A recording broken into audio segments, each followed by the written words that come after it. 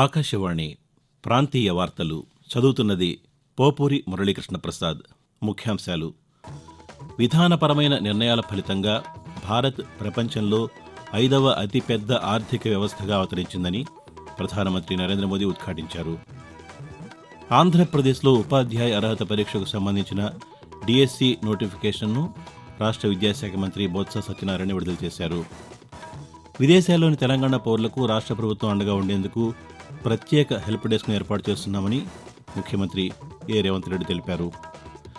తెలంగాణ శాసనసభ బడ్జెట్ సమావేశాలు ఈ రోజు నుంచి ప్రారంభం కానున్నాయి. భారత మాజీ రాష్ట్రపతి, ప్రముఖ విద్యావేత్త డాక్టర్ జాకిర్ హుసేన్ జయంతి ఈరోజు. వార్తల వివరాలు: కేంద్ర ప్రభుత్వ విధానపరమైన నిర్ణయాల ఫలితంగా భారత్ ప్రపంచంలో 5వ అతిపెద్ద ఆర్థిక వ్యవస్థగా అవతరించిందని ప్రధానమంత్రి నరేంద్ర మోదీ ఉద్ఘాటించారు. పార్లమెంటు ఉభయ సభలను ఉద్దేశించి రాష్ట్రపతి చేసిన ప్రసంగానికి ధన్యవాదాలు తెలిపే తీర్మానంపై చర్చలో భాగంగా ప్రధాని నిన్న రాజ్యసభలో ప్రసంగిస్తూ కాంగ్రెస్ ఆలోచనలు పాతబడిపోయాయని అన్నారు. కాంగ్రెస్ పార్టీ ఉత్తరాది, దక్షిణాది అంటూ విభజన రాజకీయం చేస్తోందని ఆరోపించారు. తమ ప్రభుత్వం వలస పాలన సంకేతాలను, చిహ్నాలను మార్పు చేసిందని పేర్కొన్నారు. ప్రజల జీవన ప్రమాణాలు మెరుగుపరిచేందుకు గత 10 ఏళ్లుగా కృషి చేస్తున్నామని, భవిష్యత్తులో కూడా ఈ అంశంపై మరింతగా దృష్టి సారిస్తామని నరేంద్ర మోదీ పేర్కొంటూ, बीते एक दशक में हमारा पूरा फोकस बेसिक सुविधाएं जरूर मिले उस पर हमारा ध्यान देते, हर परिवार का जीवन स्तर ऊपर उठे, उसके जीवन में ईज ऑफ लिविंग बढ़े.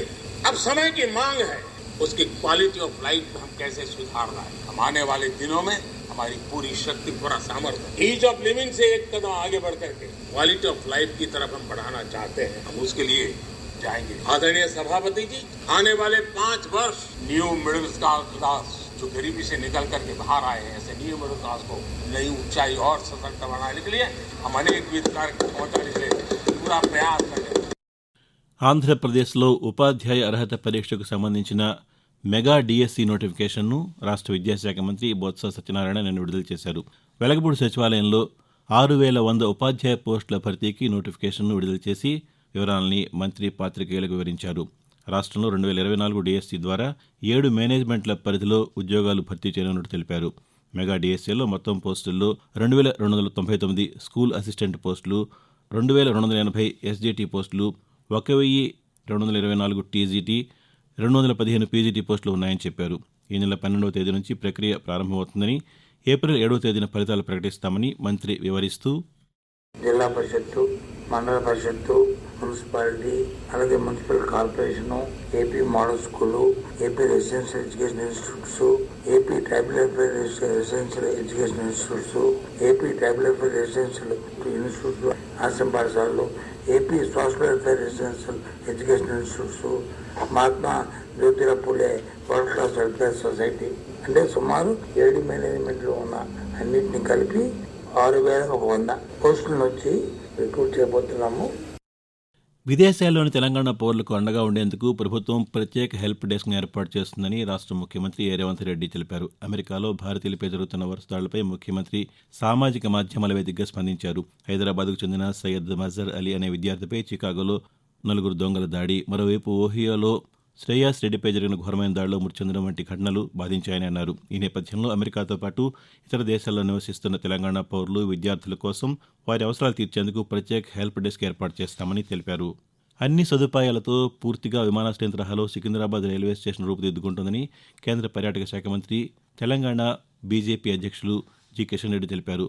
సికింద్రాబాద్ రైల్వే స్టేషన్ ఆధునికీకరణ పనులను ఆయన నిన్న పరిశీలించారు.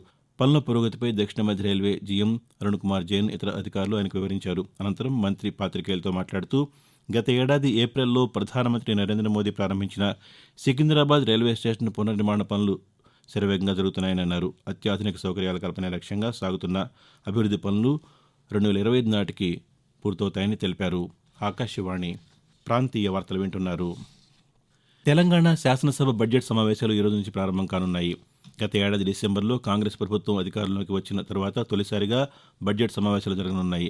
శాసనసభ ఉభయ సభలను ఉద్దేశించి తెలంగాణ గవర్నర్ డాక్టర్ తమిళిసై సౌందరరాజన్ ప్రసంగంతో సమావేశాలు ప్రారంభం కానున్నాయి. రేపు గవర్నర్ ప్రసంగానికి ధన్యవాదాలు తెలిపే తీర్మానాన్ని ఆమోదిస్తారు. ప్రభుత్వం ఓటాన్ అకౌంట్ బడ్జెట్ ప్రవేశపెడుతున్న నేపథ్యంలో ఈ సమావేశాలు కొద్ది రోజుల పాటు కొనసాగే అవకాశం ఉందని అధికారులు తెలిపారు. ఆర్థిక మంత్రి మల్లు భట్టి విక్రమార్క శనివారం బడ్జెట్ ప్రవేశపెట్టనున్నారు. అనంతరం బడ్జెట్పై చర్చ జరగనుంది. ఈరోజు భారత మాజీ రాష్ట్రపతి, ప్రముఖ విద్యావేత్త డాక్టర్ జాకిర్ హుస్సేన్ జయంతి సందర్భంగా దేశానికి ఆయన చేసిన సేవలను ప్రజలు స్మరించుకుంటున్నారు. 1897 ఫిబ్రవరి 8వ తేదీన హైదరాబాద్లో జన్మించిన ఆయన 1967 మే 13వ తేదీ నుండి 1969 మే 3వ తేదీ వరకు దేశానికి 3వ రాష్ట్రపతిగా వ్యవహరించారు. అలాగే స్వాతంత్ర్య భారతదేశ 2వ ఉపరాష్ట్రపతిగా, బీహార్ గవర్నర్గా కూడా సేవలందించారు. దేశానికి ఆ మహనీయుడు చేసిన సేవలకు గుర్తింపుగా కేంద్ర ప్రభుత్వం ఆయనను భారతరత్న పురస్కారంతో సత్కరించింది. తిరుపతి ఐఐటి తొలిదశ నిర్మాణం పూర్తయిందని కేంద్ర విద్యాశాఖ సహాయ మంత్రి సుభాష్ సర్కార్ పేర్కొన్నారు. వైఎస్ఆర్ కాంగ్రెస్ పార్టీ సభ్యులు విజయసాయిరెడ్డి రాజ్యసభలో నేను అడిగిన ప్రశ్నకు ఆయన ఈ మేరకు సమాధానమిచ్చారు. ఇప్పటివరకు పూర్తయిన భవనాలన్నింటినీ తిరుపతి ఐఐటికి అప్పగించినట్టు వెల్లడించారు. ఈ సంస్థకు సంబంధించిన సివిల్ పనులు, సామగ్రి, ఫర్నిచర్ కోసం 1,091 కోట్ల రూపాయలకు ఆమోదముద్ర వేయగా ఆ మొత్తాన్ని విడుదల చేసినట్టు చెప్పారు. 2023-24లో ఇప్పటివరకు 190 కోట్లు ఇచ్చామని వివరించారు. ఆంధ్రప్రదేశ్లో 376 మైనింగ్ లైసెన్సులు ఇవ్వగా అందులో 106 మాత్రమే పనిచేస్తున్నాయని, మిగిలిన 270 పనిచేయడం లేదని కేంద్ర గనుల శాఖ మంత్రి ప్రహ్లాద్ జోషి తెలిపారు. లోక్సభలో మచిలీపట్నం సభ్యులు వల్లభనేని బాలశౌరి అడిగిన ప్రశ్నకు ఆయన సమాధానమిచ్చారు. 2018-19లో మేజర్ మినరల్ మైనింగ్ లీజుల నుంచి 417 కోట్ల రూపాయల ఆదాయం రాగా 2020-21 నాటికి కోవిడ్ కారణంగా అది 340 కోట్లకు తగ్గినట్టు రాష్ట్ర ప్రభుత్వం చెప్పిందని పేర్కొన్నారు. ఇప్పటివరకు రాష్ట్ర ప్రభుత్వం 23 మేజర్ మినరల్ బ్లాకులను వేలం వేయగా వాటిలో 2 బ్లాకుల్లో ఉత్పత్తి ప్రారంభించినట్టు వెల్లడించారు. హైదరాబాద్ను కృత్రిమ మేధ, ఆర్టిఫిషియల్ ఇంటెలిజెన్స్ సాంకేతిక కేంద్రంగా అభివృద్ధి చేయడమే తమ లక్ష్యమని తెలంగాణ ఐటీ శాఖ మంత్రి డి శ్రీధర్బాబు తెలిపారు. యువతలో నైపుణ్యాలు పెంపొందించి పరిశ్రమలకు సంసిద్ధంగా తీర్చిదిద్దేందుకు నైపుణ్య విశ్వవిద్యాలయం ఏర్పాటుకు ప్రణాళికలు రూపొందిస్తున్నట్టు వెల్లడించారు. ఇందుకోసం టాటా, మహీంద్రా సంస్థలు ముందుకొచ్చాయని తెలిపారు. రాయదుర్గంలో నిన్న జరిగిన కార్యక్రమంలో మంత్రి మాట్లాడుతూ పరిశ్రమల స్థాపనకు హైదరాబాద్ అత్యంత అనుకూల ప్రదేశమని అన్నారు. తమ ప్రభుత్వం సరళీకృత పారిశ్రామిక విధానాలు ప్రవేశపెడుతోందని వివరించారు. అంతర్రాష్ట్ర బస్సు సర్వీసులకు సంబంధించి ఆంధ్రప్రదేశ్, కర్ణాటక ప్రభుత్వాలు ఒప్పందం చేసుకున్నాయి. దీని ప్రకారం ఏపీఎస్ఆర్టీసీ కర్ణాటకలోని 69,284 కిలోమీటర్ల మేర బస్సులు నడపనుంది. అలాగే కర్ణాటక రాష్ట్ర రోడ్డు రవాణా సంస్థ KSRTC, north western Karnataka RTC, కళ్యాణ కర్ణాటక ఆర్టీసీ కలిపి ఆంధ్రప్రదేశ్లో 69,372 కిలోమీటర్ల మేర బస్సులు నడపనున్నాయి. ఈ మేరకు ప్రభుత్వం నిన్న ప్రాథమిక నోటిఫికేషన్ ప్రచురించింది. ఆంధ్రప్రదేశ్లో తెలుగుదేశం, జనసేన అధికారంలోకి వస్తే ఏ ఒక్క సంక్షేమ పథకం ఆగదని జనసేన అధినేత పవన్ కళ్యాణ్ స్పష్టం చేశారు. ఇప్పుడున్న వాటితో పాటు అదనంగా పథకాలు జోడించి ఇస్తామని అన్నారు. పాత వాటిని రద్దు చేసే ఆలోచన లేదని అన్నారు. ప్రమాదంలో మృతి చెందిన పార్టీ కార్యకర్తల కుటుంబ సభ్యులకు మంగళగిరిలోని పార్టీ కార్యాలయంలో 5 లక్షల రూపాయల బీమా చెక్కులు ఆయన నిన్న పంపిణీ చేశారు. ఈ సందర్భంగా పవన్ కళ్యాణ్ మాట్లాడుతూ కార్యకర్తల కుటుంబాలను ఆదుకునేందుకు ఉమ్మడి నిధి ఏర్పాటు చేసే యోచనలో ఉన్నామని తెలిపారు. మేడారం జాతరకు వెళ్లలేని భక్తులు సమ్మక్క సారలమ్మకు ఆన్లైన్ విధానం ద్వారా బంగారంగా పిలువపడే బెల్లం సమర్పించే సదుపాయాన్ని తెలంగాణ దేవాదాయ శాఖ కల్పించిందని రాష్ట్ర దేవాదాయ శాఖ మంత్రి కొండా సురేఖ తెలిపారు. ఆన్లైన్ సేవలను మంత్రి నిన్న ప్రారంభించారు. ప్రాంతీయ వార్తలు ముగించే ముందు ముఖ్యాంశాలు మరోసారి. విధానపరమైన నిర్ణయాల ఫలితంగా భారత్ ప్రపంచంలో 5వ అతిపెద్ద ఆర్థిక వ్యవస్థగా అవతరించిందని ప్రధానమంత్రి నరేంద్ర మోదీ ఉద్ఘాటించారు. ఆంధ్రప్రదేశ్లో ఉపాధ్యాయ అర్హత పరీక్షకు సంబంధించిన డిఎస్సి నోటిఫికేషన్ను రాష్ట్ర విద్యాశాఖ మంత్రి బొత్స సత్యనారాయణ విడుదల చేశారు. విదేశాల్లోని తెలంగాణ పౌరులకు రాష్ట్ర ప్రభుత్వం అండగా ఉండేందుకు ప్రత్యేక హెల్ప్ డెస్క్ను ఏర్పాటు చేస్తున్నామని ముఖ్యమంత్రి ఏ రేవంత్ రెడ్డి తెలిపారు. తెలంగాణ శాసనసభ బడ్జెట్ సమావేశాలు ఈ రోజు నుంచి ప్రారంభం కానున్నాయి.